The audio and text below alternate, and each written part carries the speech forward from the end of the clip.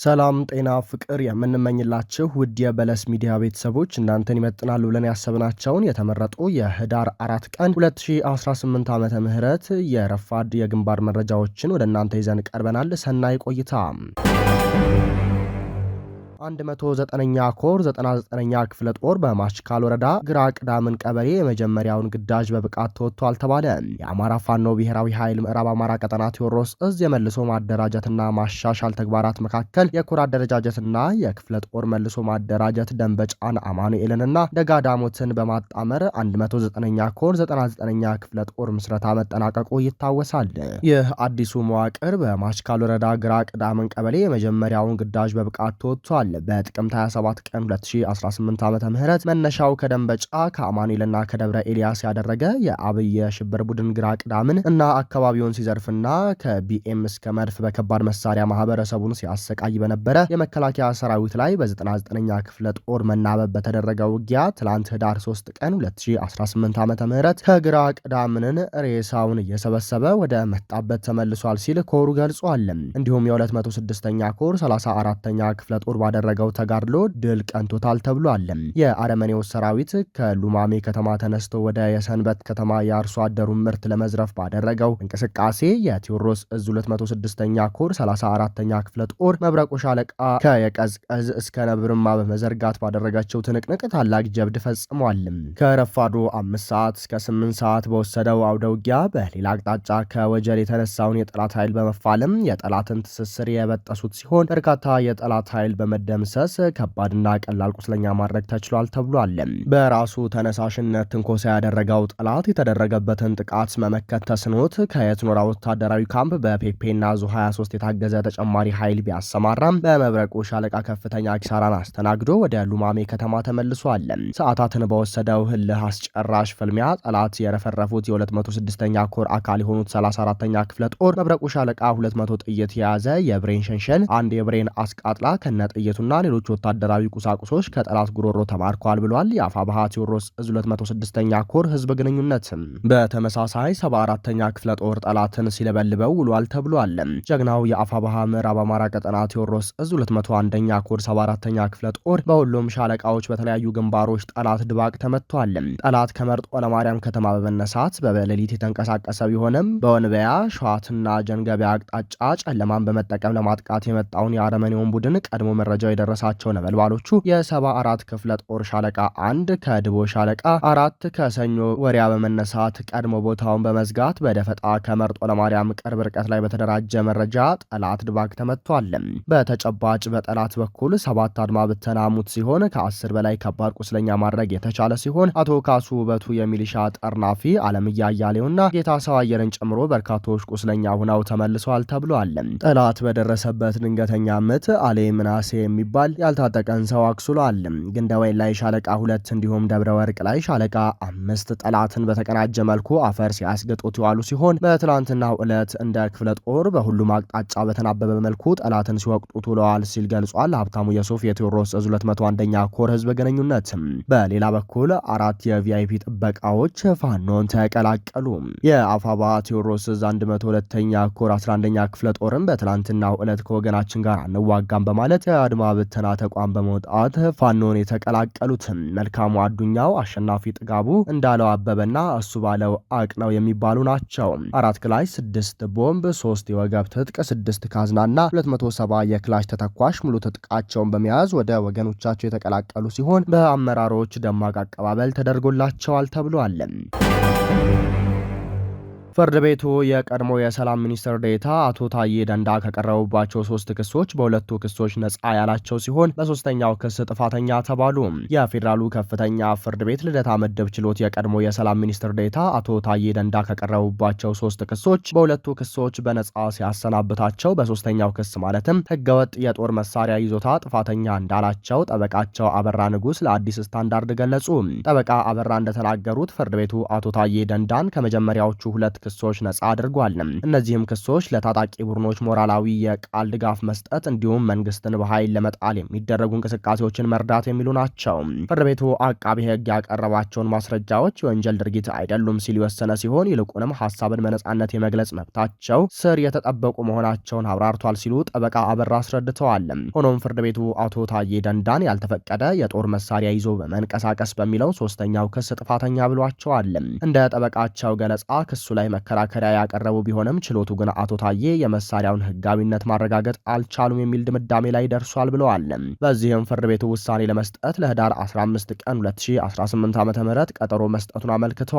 የሰላም ሚኒስትር ዴኤታ ሆነው ያገለገሉት አቶ ታዬ ደንዳ ጠቅላይ ሚኒስትር አብይ አህመድ ዶክተር ላይ በይፋ ትችት ካሰሙ በኋላ ከስልጣናቸው የተነሱ ሲሆን በታህሳስ ወር 2016 ዓ.ም በቁጥጥር ስር መዋላቸው ይታወሳል።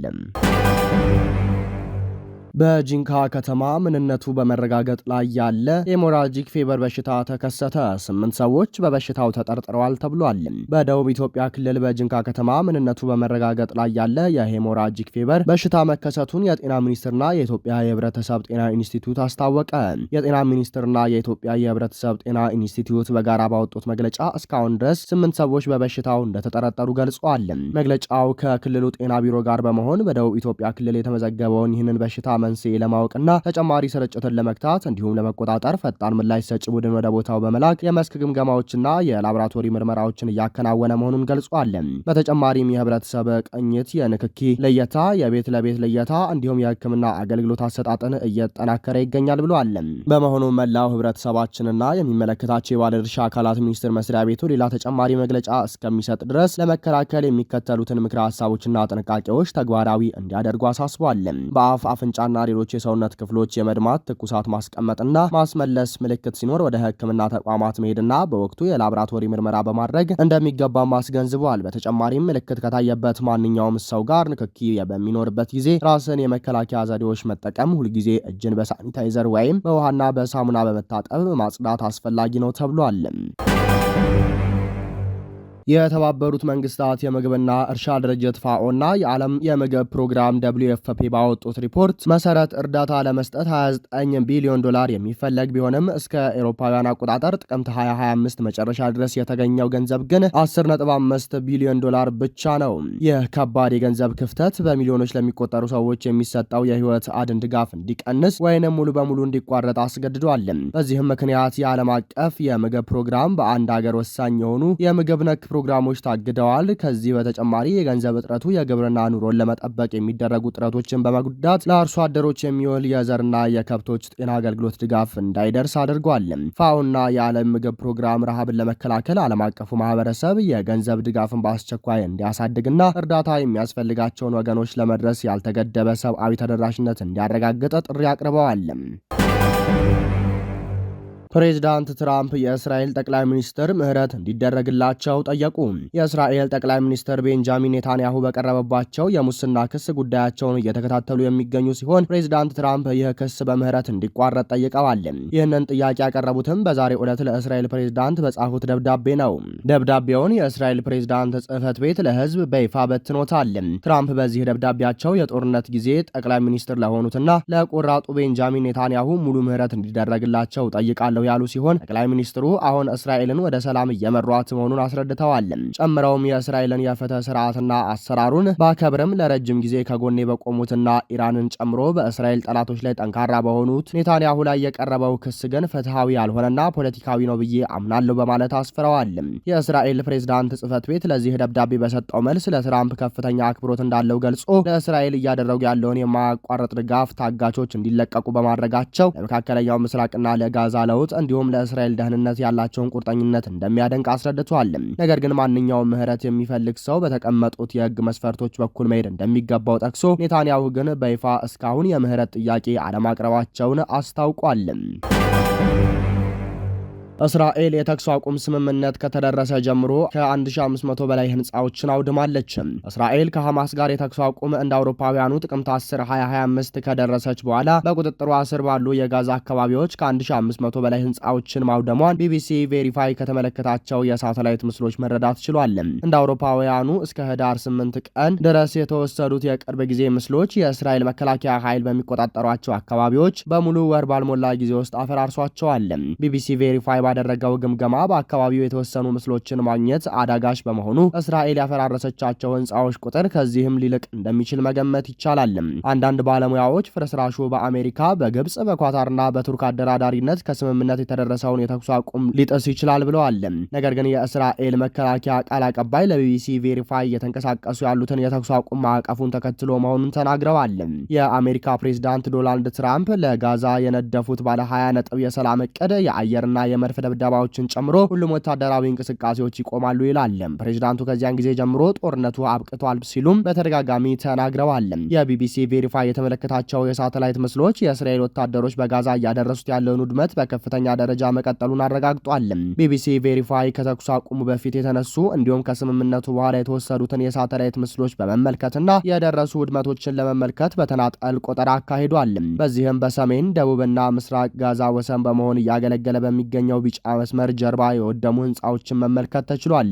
በጥቅምት ወር በተደረሰው የተኩስ አቁም ስምምነት መሰረት እስራኤል ጦሯን በካርታዎች ላይ በቢጫ መስመር በተመለከቱት አካባቢዎች ለማስወጣት ተስማምታለች። በምስራቅ ካን ዩኒስና በአብሳን አልካቢር አካባቢ የነበሩ ብዙዎች የፈራረሱ ህንፃዎች ከመውደማቸው በፊት ጉዳት የደረሰባቸው አይመስሉም። ከላይ በተነሳ የሳተላይት ምስል ብቻ መደምደሚያ ላይ ለመድረስ አስቸጋሪ ነው። ነገር ግን እነዚህ ህንፃዎች በአወቃቀራቸው ላይ የሚታይ የደረሰ ጉዳት አልነበረባቸውም ወይም በአቅራቢያቸው እንዳሉ ፍርስራሾች ወይም የጉዳት ለውጦችን የሚናገሩ ምልክቶች አልነበሩም። የአትክልት ስፍራዎች፣ ዛፎችና አንዳንድ ትናንሽ የአትክልት ስፍራዎች ያሉባቸው ቤቶች ነበሩ። መስከረም 26 ቀን 2016 ዓመተ ምህረት ጦርነቱ ሲጀመር የተነሱ ከተኩስ አቁም በኋላ ከተነሱ የሳተላይት ምስሎች ጋር ሲነጻጸር በብዙ ህንፃዎች ላይ ለውጥ ይታያል። ላና ካሂላል ወደ አልማዋሲ ከመፈናቀሏ በፊት በአብሳን አልካቢራ ትኖር ነበረ። ቤቷን ስትገልጸው ዓለም ነበር፣ እንዲሁም በአጸዶችና አትክልቶች የተሞላ ነበር በማለት ነው። አሁን ግን ልክ በጋዛ እንዳሉት ሌሎች አካባቢዎች ሁሉ አካባቢው በፍርስራሾች ተሞልቷል። የእስራኤል ጦር ምንም ነገር አላስቀረልንም፣ ሁሉን ነገር ነው ያፈራረሱት ያሉት ትላለች። ካሂል አክላም በአልማዋሲ በሚገኘው ድንኳናችን ሆነን ሲያፈራርሱት ይሰማናል ብላለች። አክላም ልባችን ተሰብሯል ስትል ሐዘኗን ገልጻለች። በራፋ ምስራቃዊ አካባቢ አልባዩክ በሚባል አካባቢ የተገኙት ሳተላይት ምስሎች እንዲሁ ተመሳሳይ ታሪክ ይናገራሉ። ከተኩስ አቁሙ በፊት ቆመው የነበሩ ህንፃዎች ከስምምነቱ በኋላ ወድመዋል። በህዳር ወር ከአየር ላይ የተቀረጹ ምስሎች በአካባቢው ትልቅ አቧራ ሲያስነሳ አያሳይተው ነበር። በጋዛ ከተማ በሼጃያ እንዲሁም ኢንዶኔዥያ ሆስፒታል ጃባሊያ የስደተኞች መጠለያ አቅራቢያም የሚደርሱ ውድመቶችና ማፈራረሶች እንደቀጠሉ ናቸው። የእስራኤል ስትራቴጂካዊ ጉዳዮች ሚኒስቴር የውስጥ ብሔራዊ ደህንነት ቢሮ ኃላፊ የነበሩት ኢታን ሻሚር የእስራኤል ጦር ድርጊት የተኩስ አቁም ጥሰት ላይሆን ይችላል ይላሉ። ስምምነቱ ከቢጫው መስመር ወዲያ ማዶ ባሉ አካባቢዎች ተግባራዊ አይሆንም ሲሉ ይከራከራሉ። በማህበራዊ ሚዲያ ላይ የተጋሩ እና ትክክለኛነታቸው የተረጋገጡ ቪዲዮዎች የተኩስ አቁም ስምምነቱ በኋላ ከቢጫው መስመር ጀርባ ቁጥጥር የሚደረግባቸው ማፈራረሶችን፣ ዶዘሮችን፣ ህንፃዎችን ሲመነጋግሉ ያሳያሉ። ክቡራንና ክቡራት አድማጭ ተመልካቾቻችን ለሰዓቱ የነበረን የዜናና የመረጃ ስርጭታችን ይህንን ይመስላል። ጤና ይስጥልንም።